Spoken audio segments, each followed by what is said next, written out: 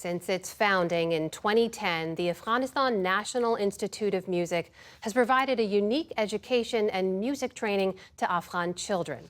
Back in 2013, the group made a triumphant visit to the U.S.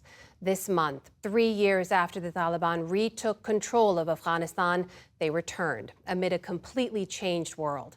Senior arts correspondent Jeffrey Brown reports for our Arts and Culture series, Canvas.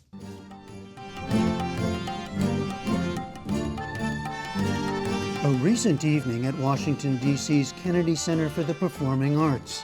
Young musicians from Afghanistan, aged 14 to 22, joined by members of the D.C. Youth Orchestra, playing a mix of Western and traditional Afghan music.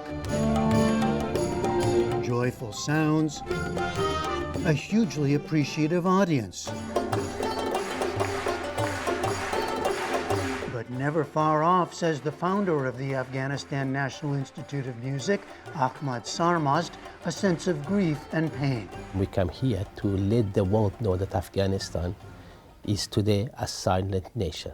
A silent nation? Yes, because Afghanistan is the only country today in the world where its people are denied all their music rights and cultural rights. From its founding in 2010 until the Taliban regained power and reimposed its ban on music and a crackdown on the rights of women and girls, the institute, known as ANIM, offered Afghan children a free, secular, co-educational curriculum and musical training. The only such school in the country. Afghanistan National Institute of Music back was quite often called the happiest place in Afghanistan. Students studied violin, cello, and other Western classical instruments. Also, rubab, sitar, and more from the Afghan musical tradition. There was two objectives: to encourage the Afghan people to pick up their own instruments and to learn their own musical culture, to show them that the Afghan instrument is capable to be used in any context. We also wanted the world to know that Afghanistan is committed to musical and cultural diversity. Drawn from Afghanistan's ethnically diverse population, ANIM's student body included girls like now 20-year-old violinist Sevinch Majidi from Mazar-e Sharif, whose childhood experience was common for girls with parents desperate to find a path to a better life. And my mother just think that I don't want to grow up my girls like other girls, that they are thinking, oh, when I grow up, I have to marry, I have to cook, I have to make a baby, like that things. Because of that, she sent me to the orphanage to grow up in another way. And now 20-year-old percussionist Shagufa Safeh from Jalalabad. You know, we're from different cities, but we come together and we play together. Mm-hmm. So that's why we say that music has power to bring people together. Among the boys, 16-year-old Samir Akbari from Kandahar, who fell in love with the viola.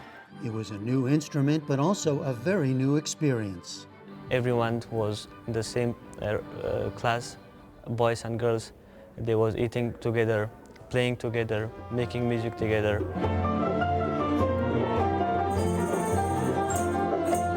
Soon ensembles were formed. First, the Afghan Youth Orchestra, which Sarmast took on tour to the U.S. in 2013. We wanted to show to the world that how far Afghanistan moved after the Taliban regime has been ousted in Afghanistan. Then, crucially, the Zohra Women's Orchestra.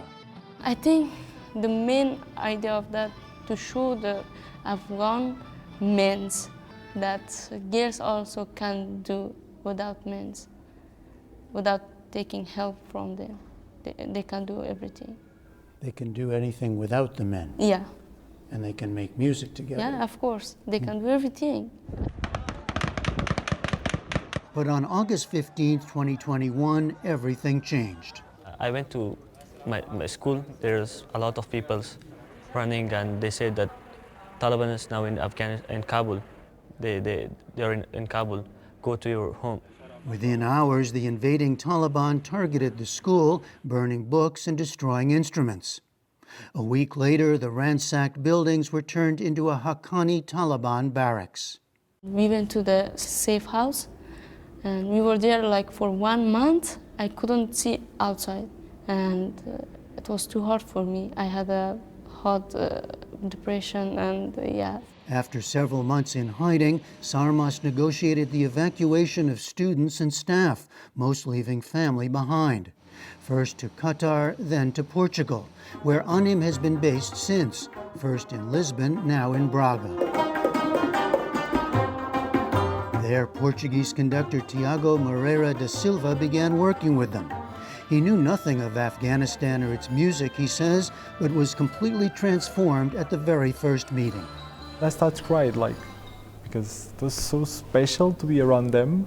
You started to cry? Yeah, it was really, I don't know, it was too much. Because you see that people were suffering a lot in a different country, in a very difficult situation, but they found through music something that could make them happy.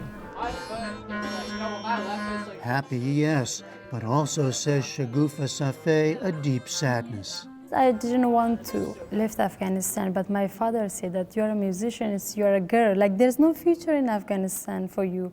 But I accept that and I left Afghanistan, first of all, to saving my own life, and the other hand, save music of Afghanistan.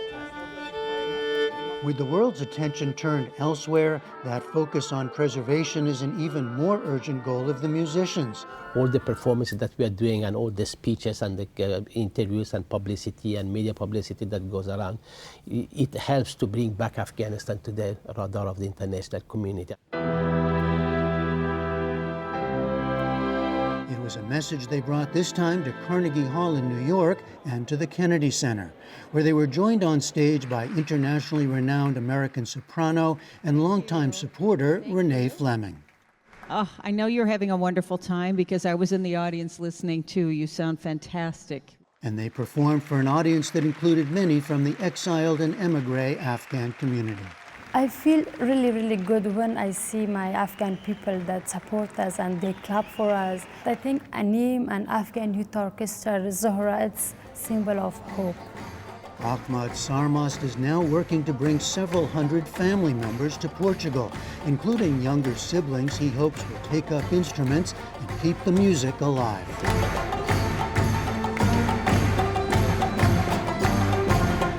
For the PBS NewsHour, I'm Jeffrey Brown at the Kennedy Center for the Performing Arts in Washington, D.C.